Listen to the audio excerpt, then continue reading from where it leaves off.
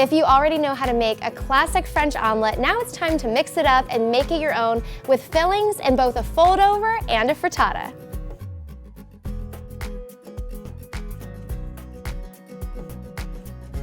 I'm going to make an asparagus, pesto, and goat cheese omelet that has a ton of flavor and texture. In a mixing bowl, beat 3 eggs, salt and pepper, and water until your eggs are combined but not frothy.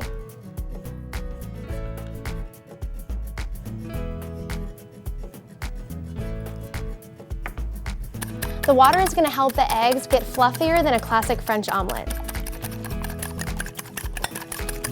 Now we're going to melt our butter in a non-stick pan on medium heat. And be sure to coat the butter all over the pan.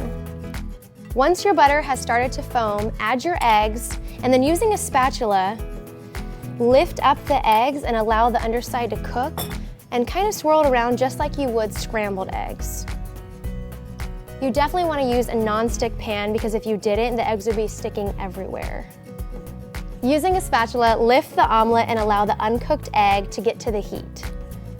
When your omelet is almost done and the top is a little wet, now you can add your fillings. Now the eggs are still cooking from the carryover heat, so I'm just going to add the toppings and fold it over. And you can really make this your own. It's really whatever you have left in the fridge. This is such a great vegetarian omelet because there's a lot of texture and flavor.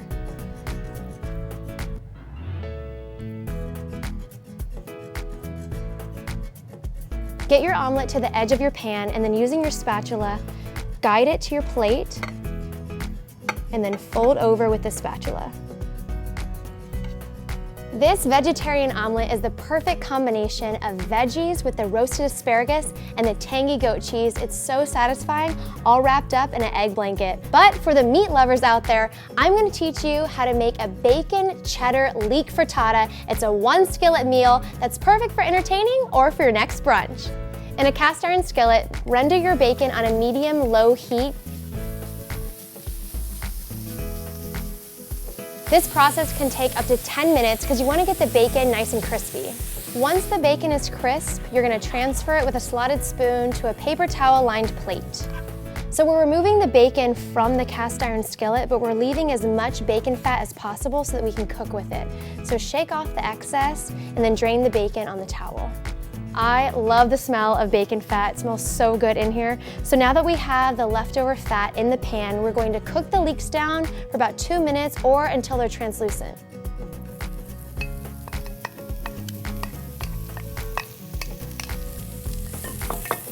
Be sure to coat every single leek with that yummy bacon fat.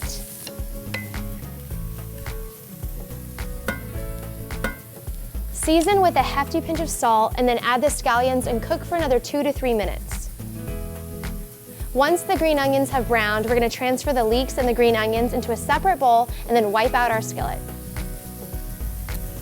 Put your oven racks 4 to 6 inches below the broiler and then preheat the oven to broiler mode. Whisk 6 eggs, a little bit of salt and pepper until no yolks remain.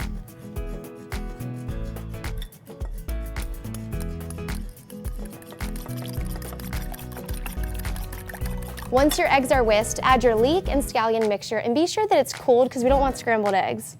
Then add your bacon and finally your sharp cheddar cheese.